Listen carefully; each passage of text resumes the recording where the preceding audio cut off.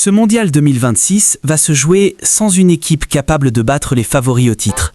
Oui, tu as bien entendu, une équipe complète. Un gardien élite, une défense solide, un milieu dominateur, une attaque monstrueuse. Et pourtant, aucun de ces joueurs ne sera là. Et le plus fou, si tu prends 10 secondes pour analyser cette équipe, tu réalises qu'elle est plus forte que certaines nations qualifiées. Comment c'est possible? Si tu veux comprendre le football comme personne, voir les coulisses et les vérités que les autres chaînes ne racontent pas, abonne-toi à Footéon maintenant.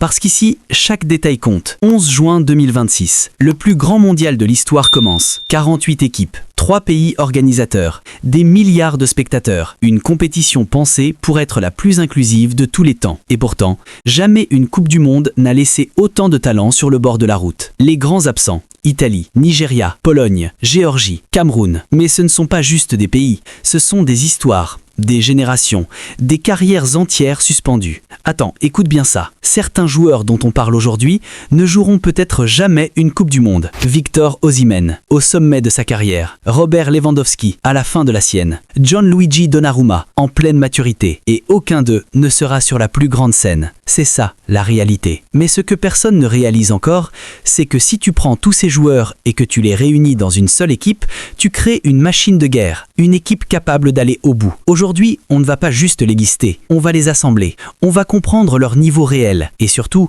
on va exposer pourquoi le football moderne crée ce genre d'injustice. Imagine un instant, un 4-3-3 parfaitement équilibré. Dans les cages, Gianluigi Donnarumma, un gardien qui a déjà vécu ce que beaucoup ne vivront jamais, des finales sous pression, des séances de tir au but où chaque seconde peut détruire une carrière. Souviens-toi de l'Euro 2021, il arrête tout, il devient un mur, il porte son pays et pourtant aujourd'hui, 0 Coupe du Monde. 0. À 27 ans, c'est presque incompréhensible. Maintenant, regarde la défense. À droite, Matty Cash, un joueur que beaucoup sous-estiment, mais les vrais savent. Régularité, discipline, endurance. Le genre de joueur que tous les entraîneurs adorent, parce qu'il ne trahit jamais son équipe. Dans l'axe, Ilya Zabarny, 23 ans, déjà un leader, déjà une présence, un défenseur moderne, rapide, propre, agressif quand il le faut. À ses côtés, Alessandro Bastoni, expérience. Lecture du jeu, relance, mais aussi fragilité dans les grands moments. Et ça change tout.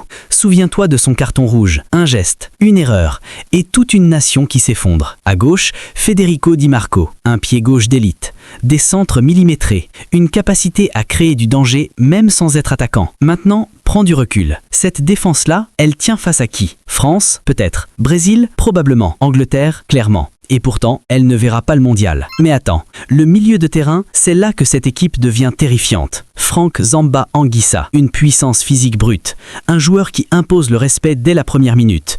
Chaque duel est une bataille, chaque récupération est une déclaration. Mais ce qui est encore plus cruel, c'est qu'il a raté le match décisif à cause d'une blessure. Tu imagines toute une campagne détruite par quelques fibres musculaires? À ses côtés, Sandro Tonali, vision, calme, intelligence, le joueur qui fait respirer une équipe, celui qui voit les passes que personne ne voit, celui qui contrôle le tempo. Et pourtant, lui aussi a vécu l'élimination. Encore une douleur. Et puis, Dominique Szoboszlai, peut-être le joueur le plus complet de ce trio. Frappe de balle exceptionnelle, leadership naturel, capable de faire basculer un match sur un coup franc. Mais la Hongrie, encore absente. Depuis 1986. Oui, tu m'as bien entendu. 1986. Avant même que beaucoup de spectateurs soient nés. Tu comprends maintenant? Ce n'est pas juste une équipe, c'est une accumulation de frustration. Et devant, là, on bascule dans une autre dimension. Victor Osimhen, un attaquant que les défenseurs redoutent. Puissance, vitesse, instinct.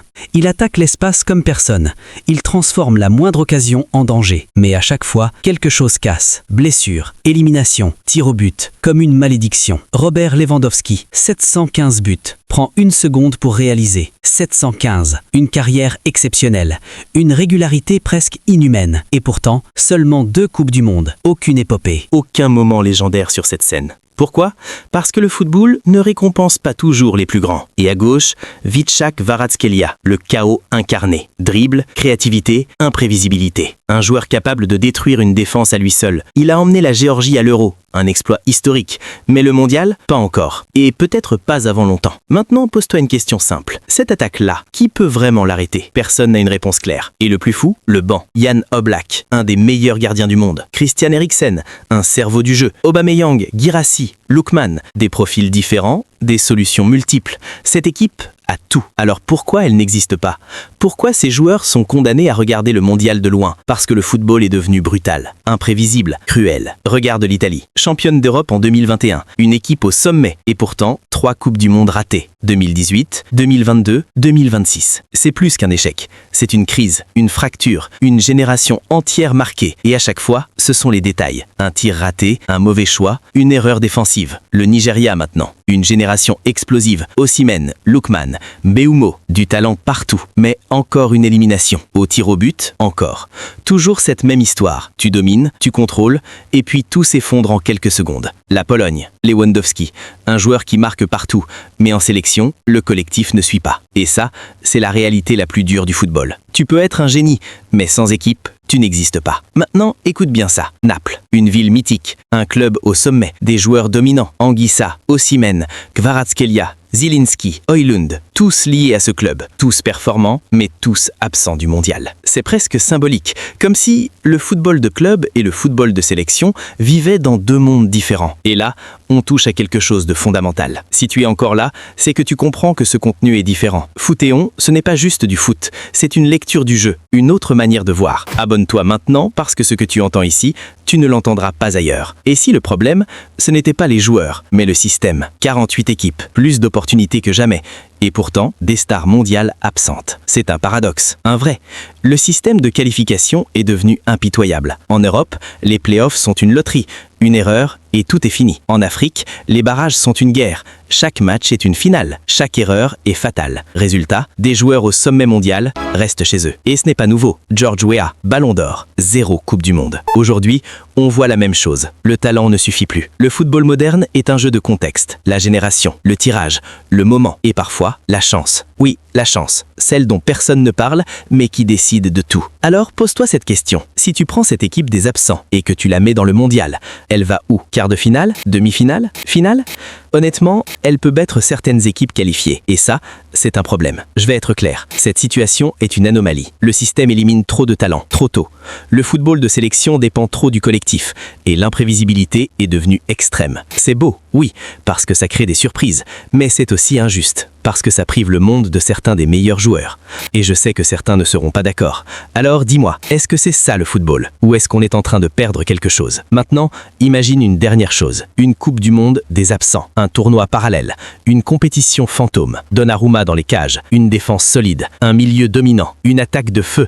Et des matchs incroyable. Tu penses qu'ils iraient jusqu'où? Est-ce qu'ils pourraient battre le Brésil, l'Argentine, la France, ou même gagner? Parce qu'au fond, le vrai problème, ce n'est pas leur absence, c'est le spectacle qu'on ne verra jamais, ces duels qu'on ne vivra pas, ces moments qui n'existeront pas. Et ça, c'est peut-être la plus grande perte de ce mondial. Mais ce n'est que le début, parce que dans la prochaine vidéo, on va encore plus loin. On va construire la meilleure équipe africaine de tous les temps.